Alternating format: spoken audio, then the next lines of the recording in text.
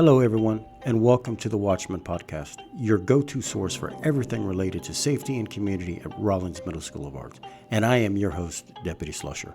And I am here to shine a spotlight on the vibrant art showcases, thrilling sporting events, captivating performances of our amazing school and students. So join us as we celebrate creativity, foster connections, and build a stronger community together. Whether you're a student, parent, or passionate supporter of the arts, there is something here for everyone. So let's dive in and explore the heartbeat of Rollins Middle School.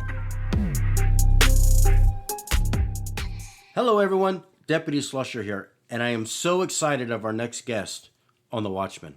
We have a true legend of Dorchester District Two joining us today. Somebody whose name doesn't just sit in the history of this district. It's woven into the very fabric of it. Mr. Joseph R. Pye spent 52 years in public education. 52. That's more than a career. That's a lifetime of building, shaping, and believing in our students, our teachers, and our community. And from those early days, he kept rising, kept leading, and kept pouring into the people around him. For 23 years, he served as superintendent, and under his leadership, DD2 earned a reputation as one of the top school districts in the entire state of South Carolina. And more importantly, he helped create a culture that still stands strong today, one built on pride and excellence. When folks talk about DD2 being special, a lot of that traces back to Mr. Pye. His legacy isn't just buildings or programs, it's the thousands of lives he's influenced, the standards he set, and the belief he had that every student deserved the very best. I am so honored to have Mr. Joseph Pye, the man himself, on The Watchman.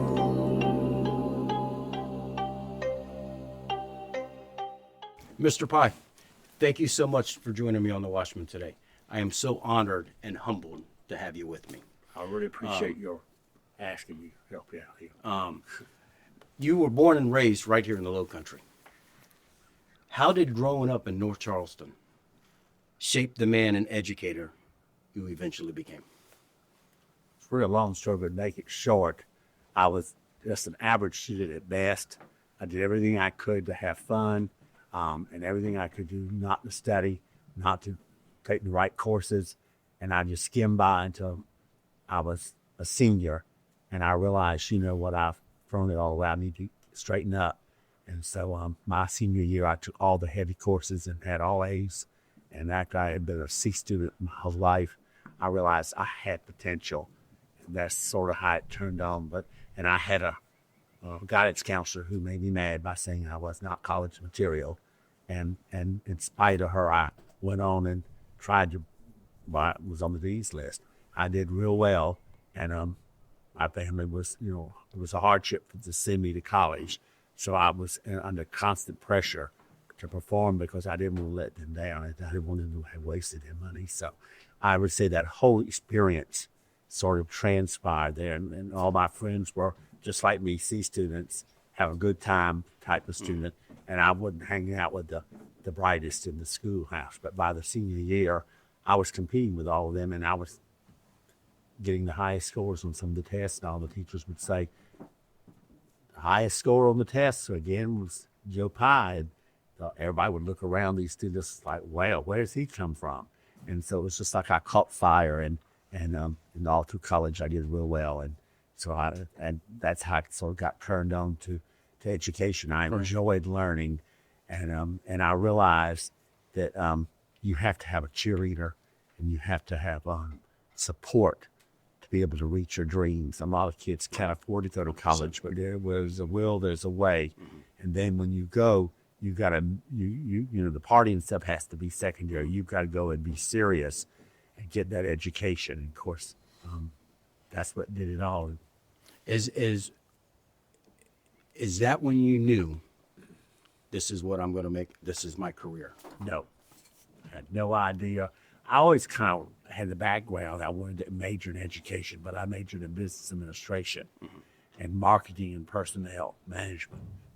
And so I was driven to do that, to be an accountant and all this stuff. But my first job was in the financial business, and it was not a real good experience because I realized that I wanted to help people.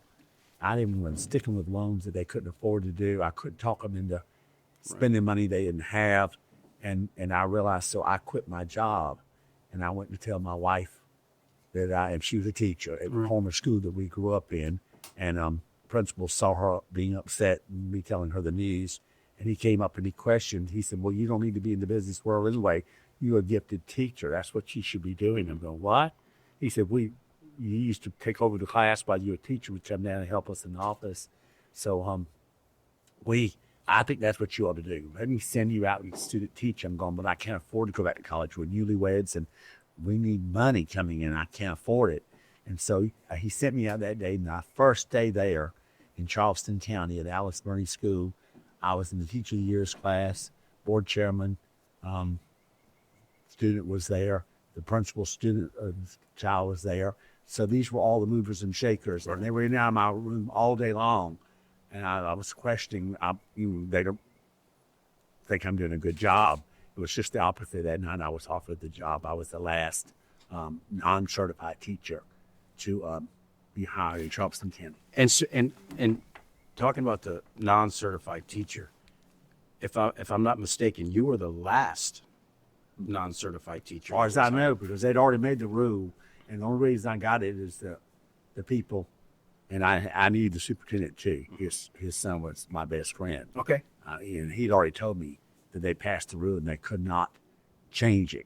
And he was sorry, but they just changed it. But like I said, when the chairman got involved and some board members and the principal was really an advocate for me.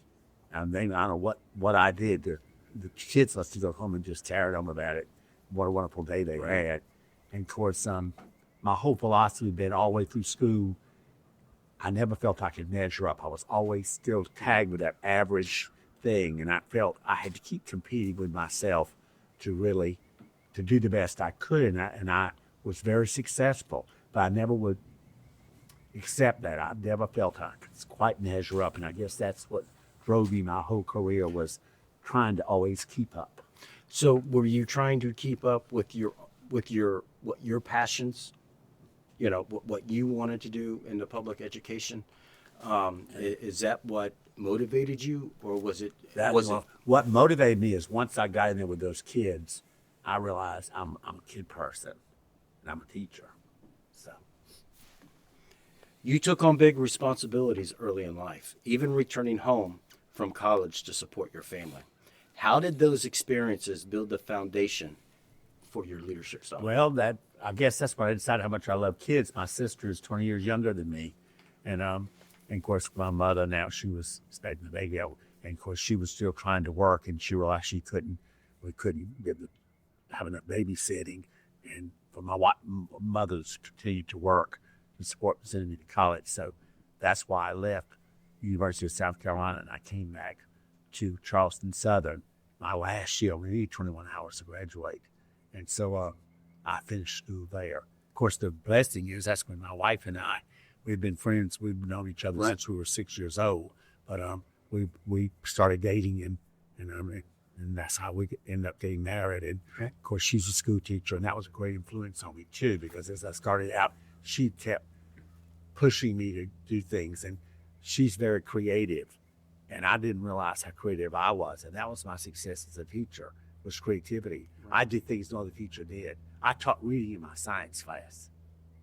I had children on 3 different levels, multiple choice questions for their test, down to essay questions, depending on the type of student it was.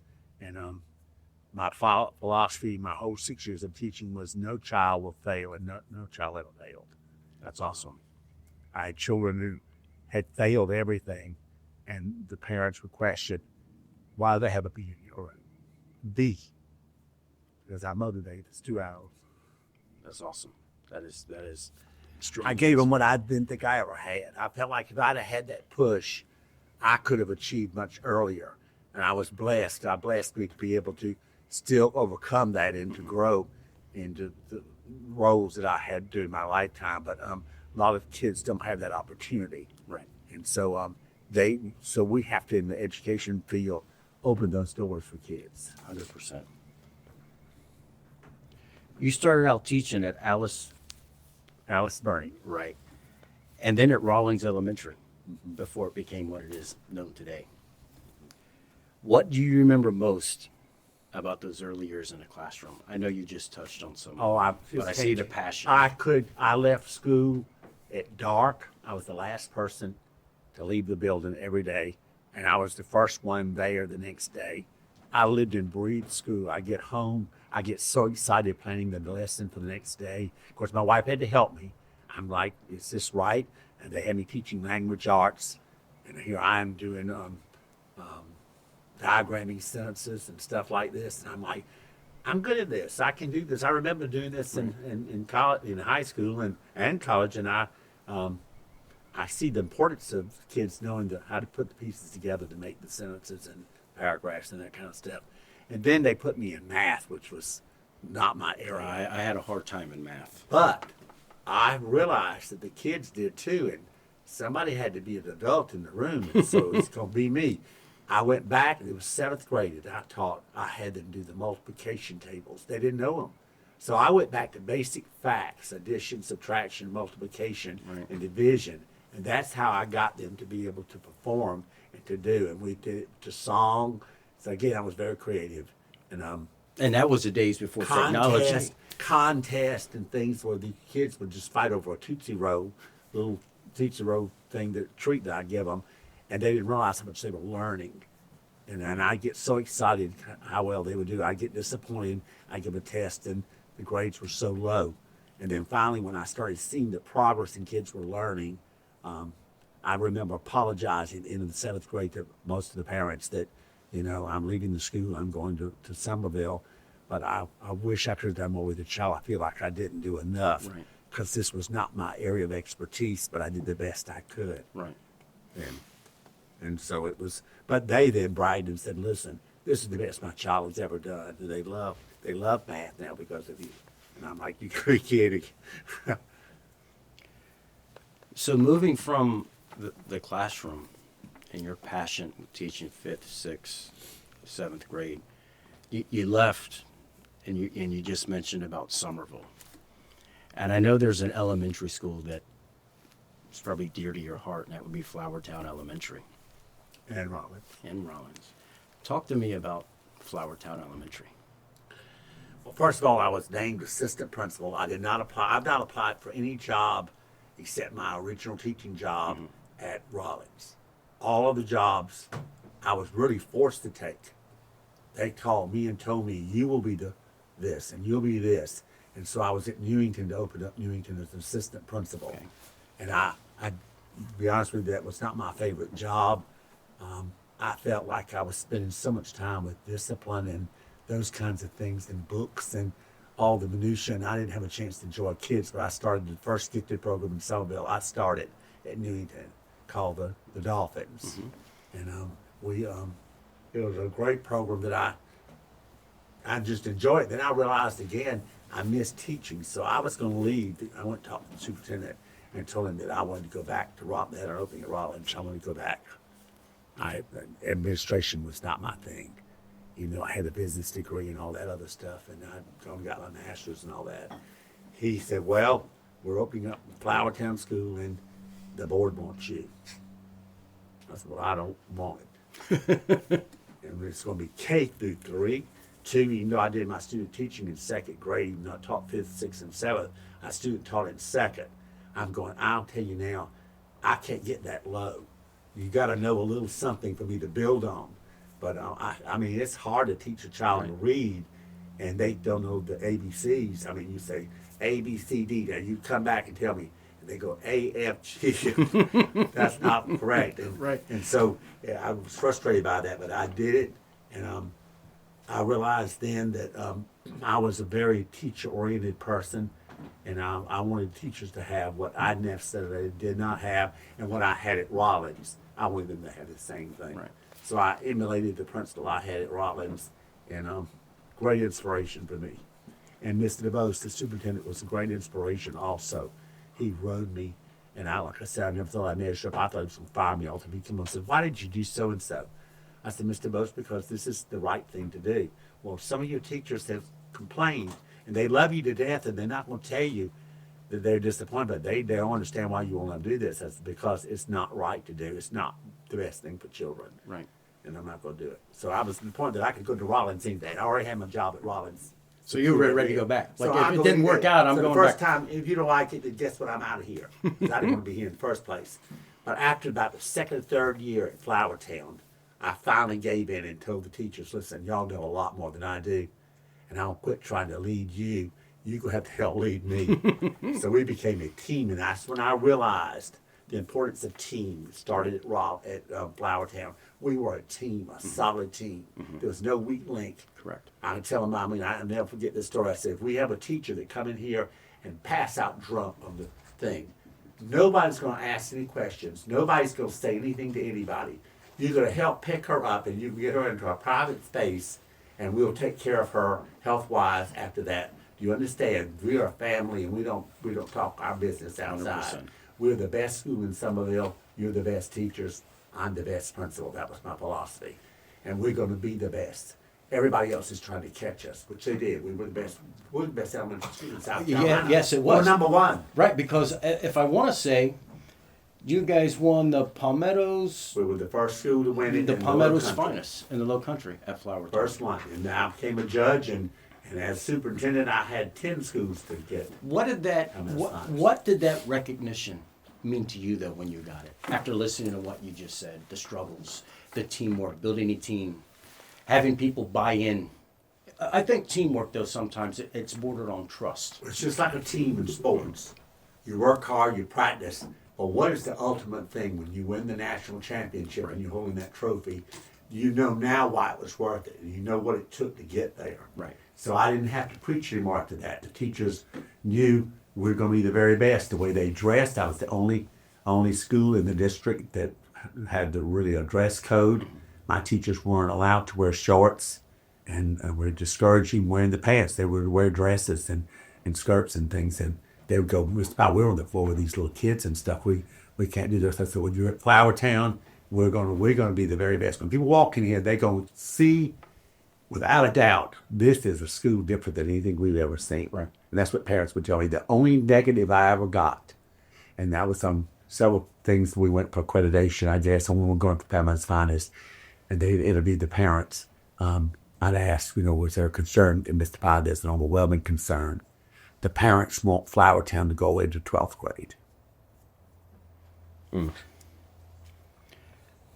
Speaking of teaching, I want to touch on your leadership style.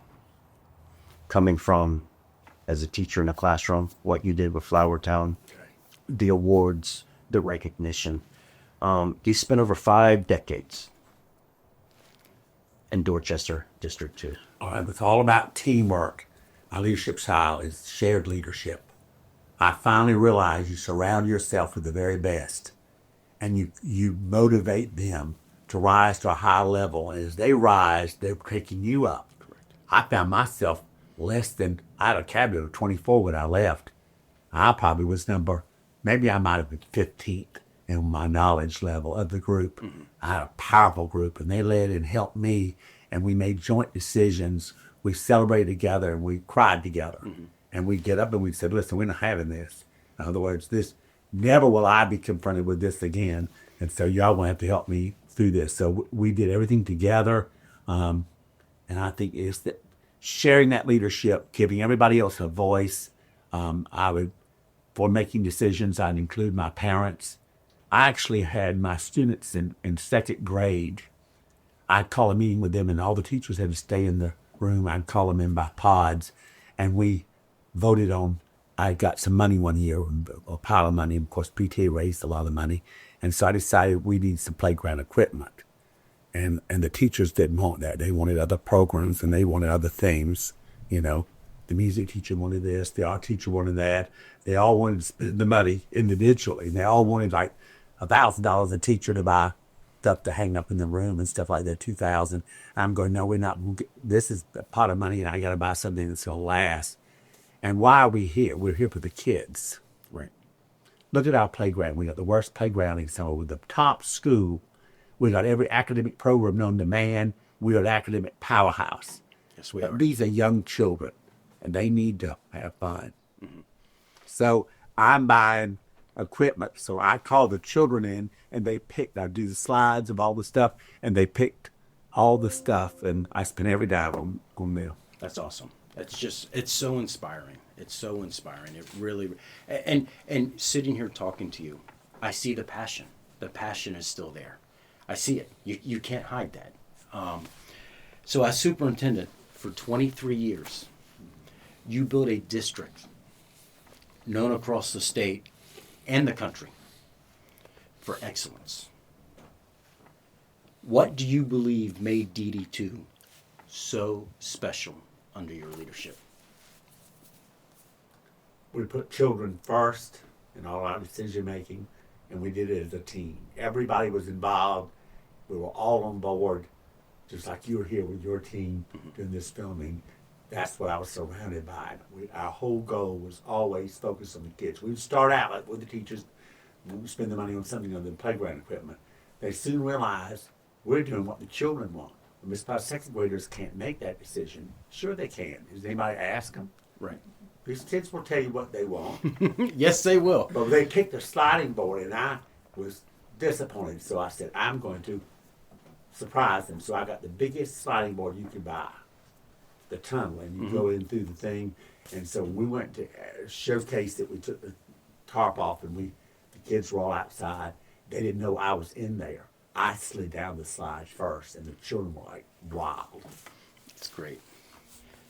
You've been invited to speak nationwide about student success and district achievement.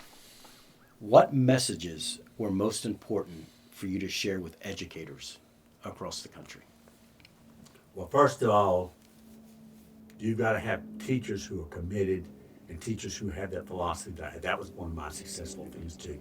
Picking teachers who shared the philosophy that children come first and that no stone will be left unturned. No child fails if we can possibly do it. Right. Where there's a will, there's a way. And I instill this.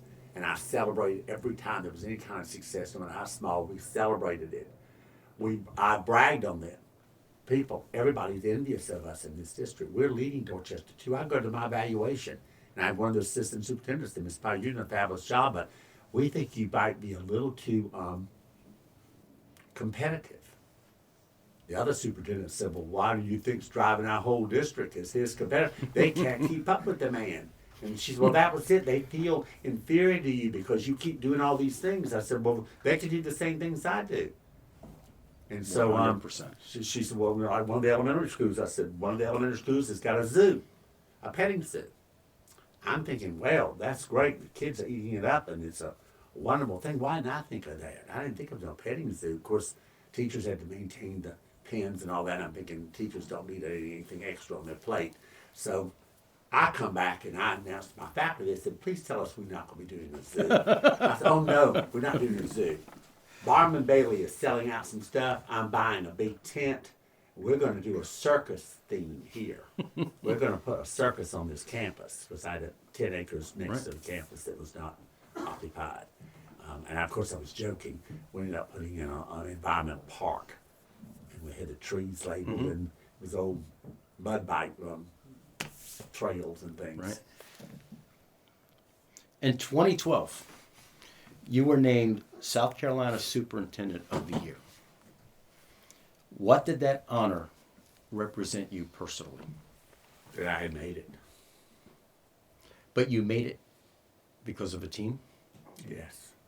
And I went back, and of course, they're the ones nominated me. And I didn't know that. And I was just so taken back that I won this thing. I had no idea. And until they called me for an interview. And I went to the interview. One of the people interviewing was the state assistant superintendent. And I'd known him when he was a principal. And he told me after I won that day, he called me that afternoon. And so I just need to tell you, I've never interviewed teachers and people like I did with you and your interview and your whole resume, it just jumped down on the page. He said, I can't tell you anything you need to work on. You just have knocked out of the ballpark. And I didn't try to do that. It was just, like I said, I was driven, and that was just an honor that I wasn't expecting. And but I sure appreciate it because it was another validation. It was like the good housekeeping seal. In other words, it said again, Right. you know, Dorchester 2 is the top district. Here's the superintendent of the year is coming from Dorchester 2. What else have we heard of Dorchester 2? Right. How many Palmetto's finest have these people now won? I mean, they're knocking it But it's out. a good thing, isn't it? And all those things, I know they're just little things along the way, but anytime we thought we could validate our people, how hard the teachers worked, how good the principals were, if I had a principal that I had to get on their case, one occasion I did, I would consider them my weakest link, a superstar in another district. That's how good my staff was. Right. Well, and it shows to this day. It still shows. After 52 years in education, what do you feel is the most important lesson you learned about people, leadership, and community? First of all, you've got to involve the community in any decision making. If you're in a leadership role, you can't do it by yourself. You need a team. You need to get different voices.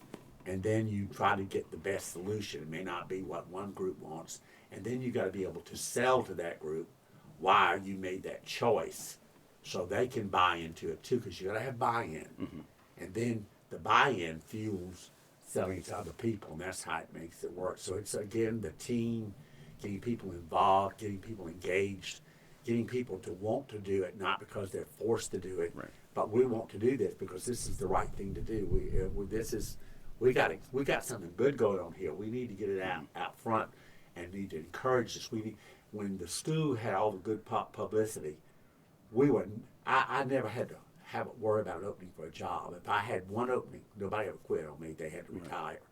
And when they did, I'd have 50 people to choose from, all top notch. I got to pick the very best. Right. Ready to go. And so I was always upping the ante. You'd lose a good teacher, but I'd replace it with somebody equally as good, if not better. My whole goal was always make it better and better and better. So you build. There are a lot of things that we built along the way that you couldn't see it until we won these awards. It was obvious. The judges that came through were just smitten. They would tell me, "We've never seen a faculty like this. Right. This faculty's wonderful, and they love you to death." And I said, "Really?" They said, "Yes, they love you to death." And in interviewing you, it was obvious you give them all the credit. And said, "That's not heard of here. Leaders like to take the credit, but you give them the credit. But they deserve the credit. Without them, we would achieve nothing." But my job was to pick the right person, train them, motivate them, and just bring out the best in them, and praise them. Poor teachers are just overwhelmed. Right. And everybody has a strength. And if you play their strength up, it'll overcome the weakness that they might have. And I found so many teachers that had some weaknesses that were glaring down through the years that suddenly went away because we built on their strengths. Right. And people had such a respect for them, for the good things they were doing. I'm gonna ask you some personal reflections, right? And I know there's somebody that's very, very dear to your heart, Patsy. And Patsy was also a highly accomplished principal in DD2. How did the two of you support each other? First of all, the night she was being considered for the principalship, she was working in Berkeley County, and they wanted to bring her back here to open up a school, which was Oak Brook, and they could put her gift hands, Uncle Turn gift hands in the gifted school instead of Rawlings. That was going to be our first gifted program. Right. And so they had her there interviewing her, and the superintendent came out, and I'm the personnel director. Well, I'm the personnel director then, I guess I was still at Flowertown. And I'm sitting there because I had to do a presentation to the board, so I'm sitting out there doing the busy work. And he comes by, and I said, "This is a long executive session." And I knew Patsy was up on one of them. I said, "Is there a problem with Patsy?" "Yes, there is a problem." I said, "What is it?" "They are very concerned that you're very competitive and you're very successful, they see her as possibly outdoing you. And they don't want a divorce on their hands. And they're all saying that you're not going to be able to handle this. They're more worried about you, not her. They're pleased with her. They think we're going to lose you over her. And so I said, oh, absolutely not. There won't be any conflict. Well, there was, indirectly. The only disadvantage to her, she told everything she was going to do at Oak Brook. You did. She told me. I didn't tell anything. I took what she had and made sure I topped it. And so it was competitive. And it didn't seem to her that way, but it did to me. I saw how good it was. I lost 14 teachers to her. They had to be forced transferred because when they opened the school up, I was so big they downsized me, and I had 1,400 kids. But and that was at Flower Camp, and so she took 14, and they were all ones I had hired, top teachers. So I knew I was in trouble with those 14. Plus, she got some other good ones from other places. Everybody wanted to work for her. And then right off, after about the third or fourth year, here she comes. How am I to sign this? I could only imagine the conversations at the dining room. And I'm like, well, I was the first to win it. I started all this, and so by that time I was in personnel, and but she was very supportive of me in personnel. And of course, if I had a problem with her, there was a conflict. People didn't understand the conflict. What the conflict that I looked out for my wife and she got papers? No, it was the other way around. I'm not doing it. That's what she tell me. I'm not doing that. Don't send me another teacher like that. I want the top teacher that y'all have there. I said, well, I can't send you all the good teachers. I got to spread them out. We got some schools that really need some help. Your school's in good shape. Well, yeah, you think it's in good shape, but I want it in better shape. Didn't you have a philosophy? You wanted the very best? Well, I want the same thing. So she kept me on my toes the whole time. And it was never really the conflict was, how do I keep winning her over? Because she was... All the other people fell in line, but it was like, here I go. I had to go out to her school and deal with her. I got to tell her that this teacher's going to be moved, whether she likes it or not. And so it grew, and we support each other well. I mean, everything we did, we shared so many stories alike, and I got a lot from her because she was very much more involved in curriculum than me. And she did all this innovative, creative stuff that nobody was doing, even in South Carolina. And she became the #1 school in the state. That's awesome. What kept you grounded through 5 decades of service, change, and growth in public education? Desire that I never measured up. There was always room for improvement. And tomorrow's another day to be better. And with you saying that, that's one thing that every day I wake up, and I always say, I look at myself in the mirror and I always say, what did I do yesterday that I could do better today? What life am I going to impact today that I wasn't able to get to yesterday? And that's what gets me through. Remember, I was a Pye County, I would maybe schedule a child middle part of the year going into first grade. They couldn't read, they couldn't do anything. They were so far behind. There was no way that I could see them as a second grader. But I didn't, like I said, you don't fail in my school. So I would pick the best teacher I had. She said, Mr. Pye, I have 30 children. Everybody else has 25. I said, well, you will have 31 because you're the best teacher I got. And this child needs help now, and you can do it. All right. Then I'd go and get the Title I teacher, and you have to have special things to get in. The child didn't qualify. I want you to serve the child in the title class. You have extra reading support. I just need you to help me. Then I go and get the resource teacher. We can't put children in here that's not qualified. I'm not trying to test the child. I think the child's smart. The child has got a lot of ability. They just hadn't been taught. We're going to teach them. We're going to pull them up. And I taught the children. I would bring the child in and I would work with him. All of us together, and that child was in the second grade. What do you hope the next generation of educators remembers most about the example that you set? Work together. Work smart. You can't do it alone. You need everybody. You need to bring on the community, the administration, the faculty, and most important, the students. And you got to keep it child-centered. how can we help children to grow? And education's really changing. The parenting situation is so different now. Right. Children, the best hope they got, many of them, is school. And so let's embrace that. And I get away from this. I can't save them all. Sure you can. Give it a try. If they were your own children, do what you would do for your own child for these other children. Anyone who knows you knows that your family is woven in the heart of education in this community. When you look at Patrick's accomplishments and leadership, what does that mean to you as both a father and an educator? Well, I'm very proud of him because he too is one of the top scoring schools in the state. They have a great reputation. I have been the superintendent. I've seen his reports that the state makes us do, the student climate, the parent climate, the teacher climate. He is the highest in the district by far, probably one of the highest in the state. The teachers love him. They respond to him. The community does, and therefore the students do. It's all a family, and he's built that family there together, and I think that's what I'm most proud of, is that he saw that when Patrick began his career as a teacher. I have to say we spoiled him. I wasn't sure how he was going to do in education. I'm going, he's chosen this, but I don't see him anywhere in the league, or his mother or myself. I think Patrick doesn't have a clue what he's getting into. And then he came home one day and said, he was just crying. He said, I'm so upset. I have a child that doesn't have any food. Well, may I help him? And so, and I never experienced divorce, Daddy. I've never experienced not having food. I've never experienced anything negative, and that's all I'm surrounded by. And I've got to help these kids.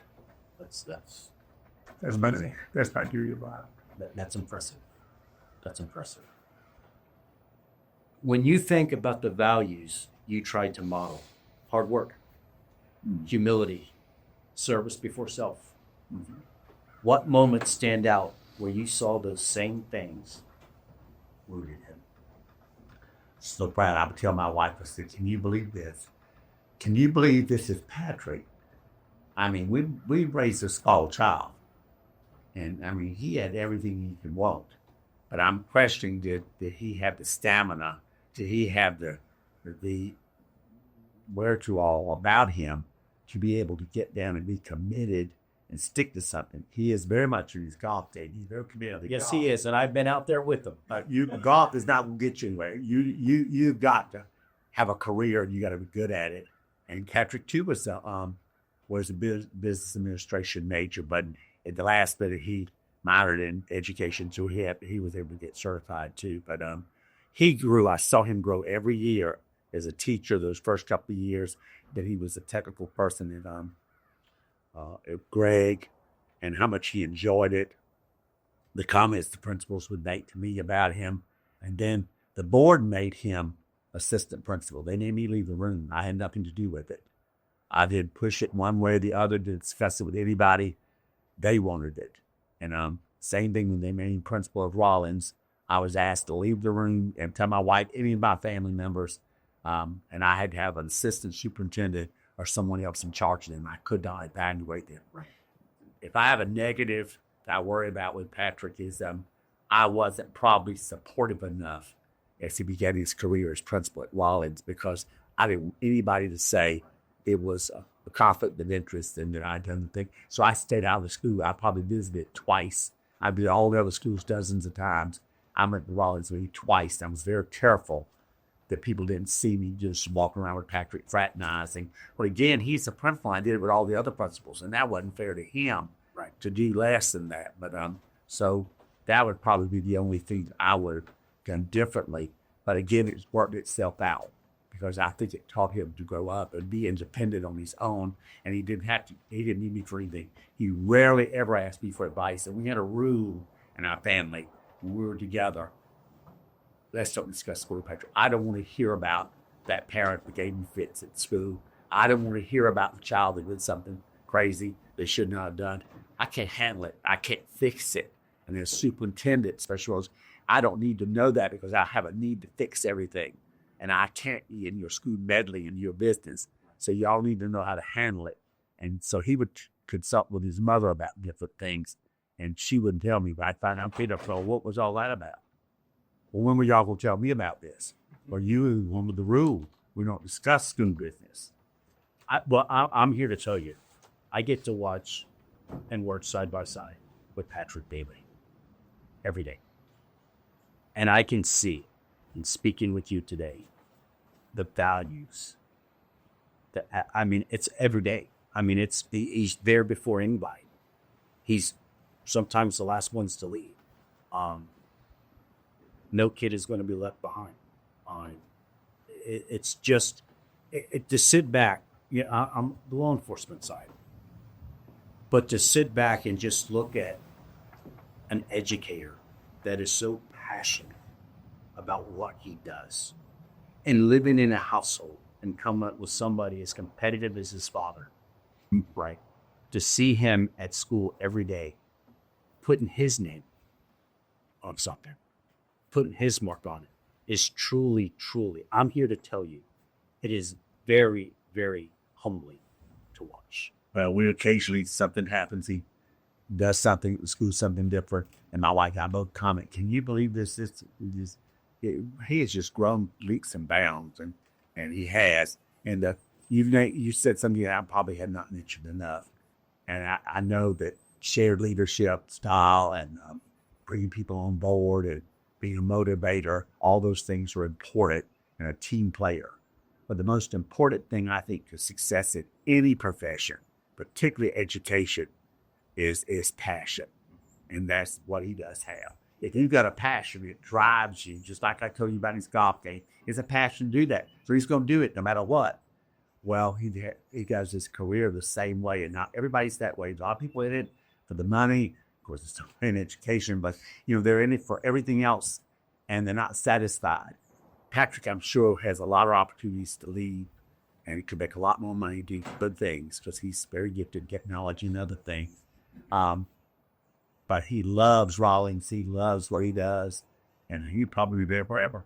So let me ask you, how does it sound if I invite Patrick to sit down with us To bring him on. and have some conversation? Bring him on. I can take him on. You take him on? You could take Patrick on?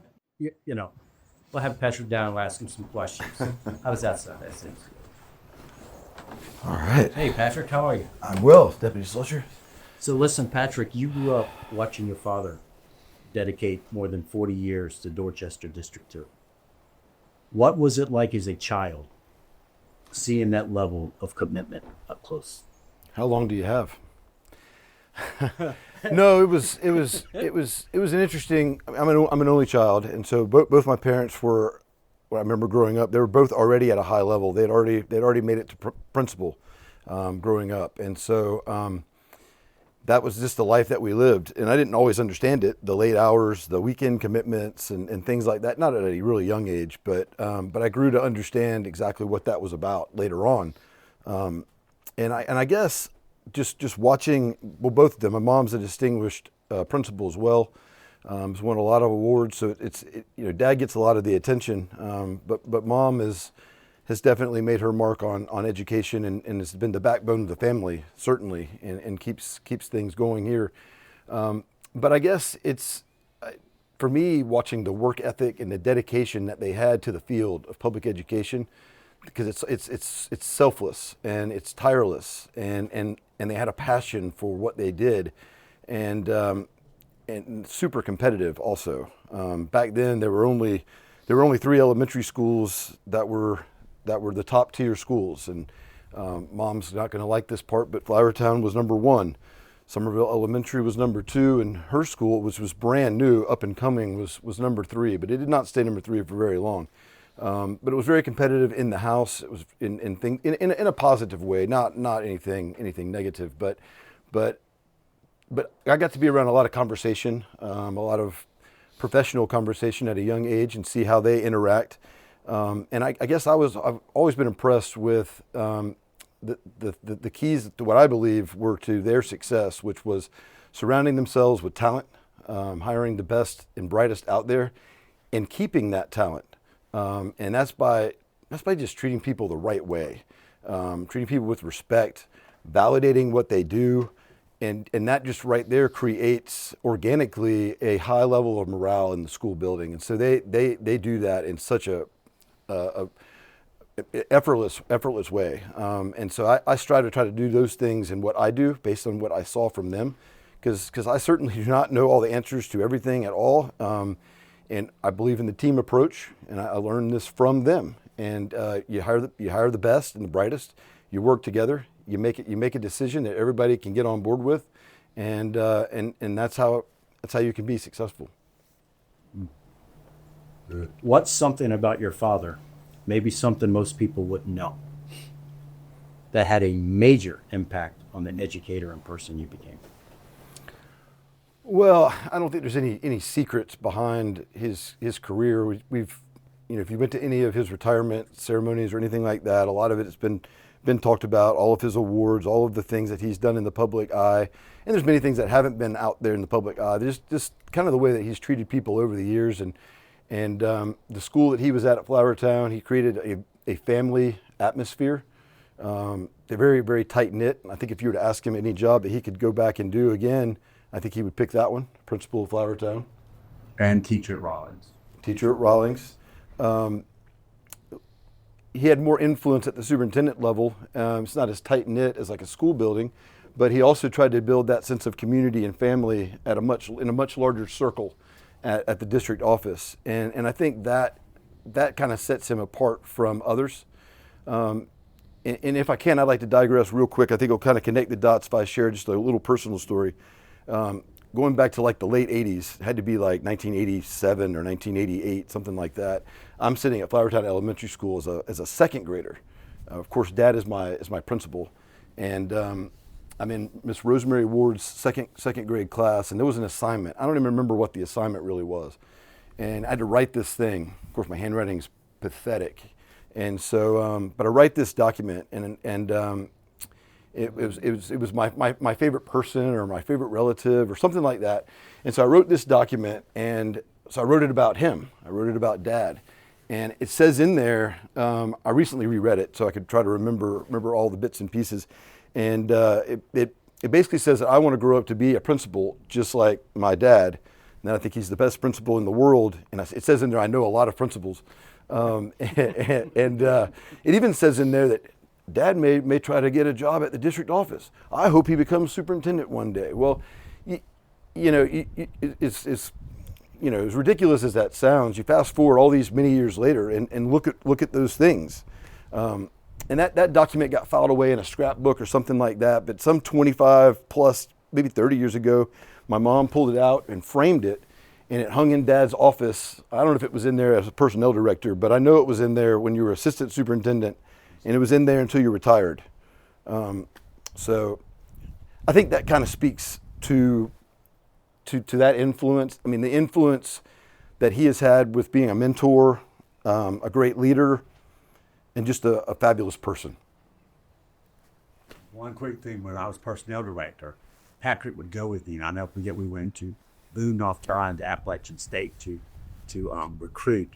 And Patrick was the only child, of course, standing but the 50 recruiters, and he would help put the pencils out, and I gave his gifts and helped me organize. Of course, he's wearing a suit just like I am, and so I look around and Patrick's sitting at the table emulating what I'm doing with the people. And suddenly I said, Patrick, it's getting real busy here now, and you might want to go back to the room and rest. So he goes to the room. I come back to the room and I can't get the door to open because the table's pulled up there. He is the recruiting table, and he's got his stuff on the table, and he is playing personnel director. And I said, Lord, I had quite an influence over him. If you could tell your father one thing about the influence he had on your life and your career, what would it be? Well, I think I'd have to say thank you.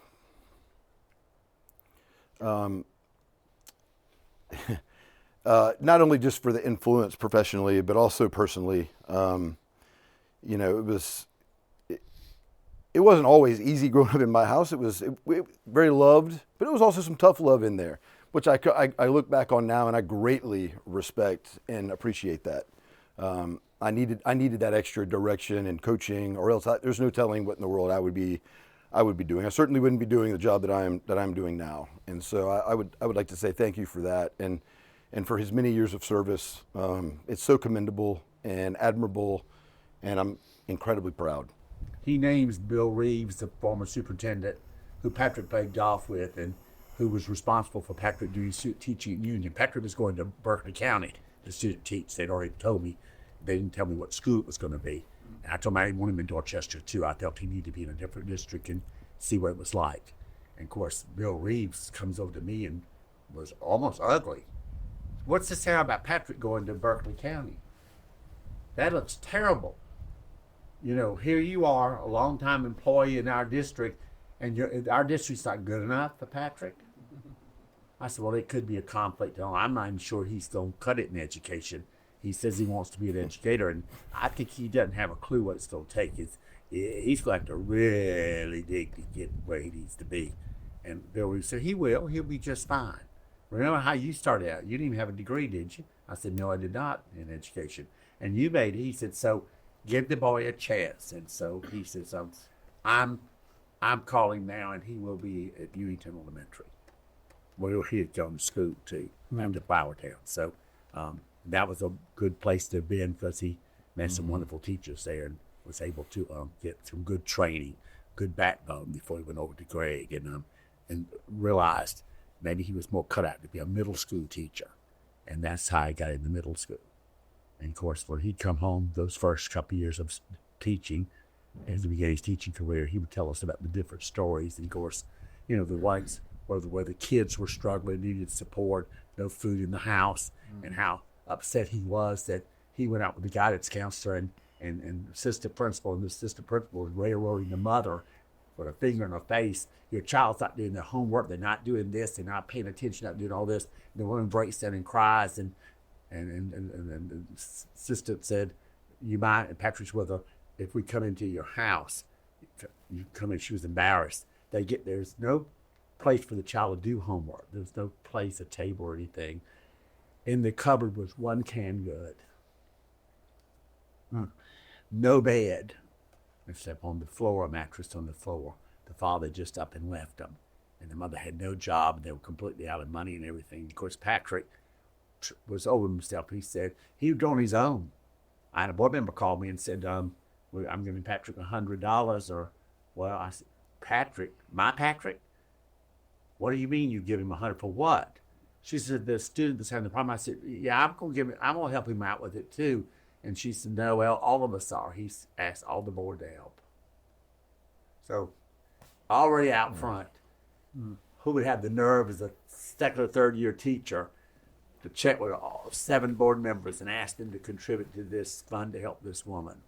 And of course, he raised a lot of money to help that family. And we had an old student desk we found at Rollins and redid it over and presented it to the child in his room. The kid turned completely around. That was probably the turning point in his education, because it was not just about reading, writing, and math, which is what we're all there for. It's about children. It's about people, engaging people to help each other. And that's where Patrick began to see, I can't do this alone, so let me go get these board members and other people, and you win them over. They need to know what's going on in these schools. They need to know we've got children that are really hurting. And everyone, these kids that come up with discipline and stuff, they've done some terrible things, but they're a victim to their circumstances, and we forget that sometimes. So that was really a turning point, wasn't it? It was. That's true. That was some story. I remember that. And we were so proud of that. I'm like, he's arrived. He now sees it's about the kids. It's not about us. Those are the kind of lessons that I think shape you.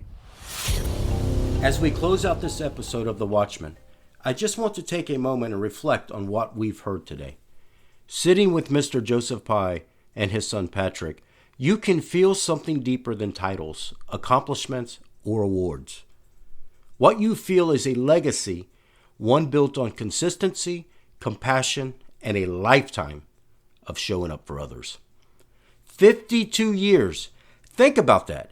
52 years of pouring into students who needed guidance, educators who needed support, and families who needed hope.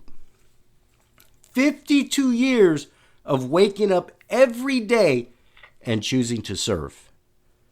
You don't see that kind of dedication often in today's world, not in any world.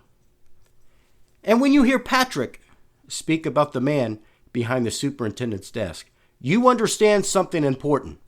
Greatness doesn't just happen. It's taught, it's modeled, and it's lived. And it's passed down not just through family, but through every student and teacher touched along the way. Mr. Pye, your legacy is not just written in the history of Dorchester District Two. It's written in the lives you've changed. And Patrick, the way you've carried that torch proves that those lessons weren't just taught, they were absorbed, lived, and shared. To everyone listening, let this be a reminder that impact doesn't come from the position you hold. It comes from the heart you bring to it. It comes from the willingness to care deeply and serve faithfully. Thank you, Mr. Pye, for 52 years of leadership. Thank you, Patrick, for continuing that mission. And thank all of you for tuning in. And like always, stay safe, stay aware, and stay committed to making the world around you just a little bit better. So until next time, take care.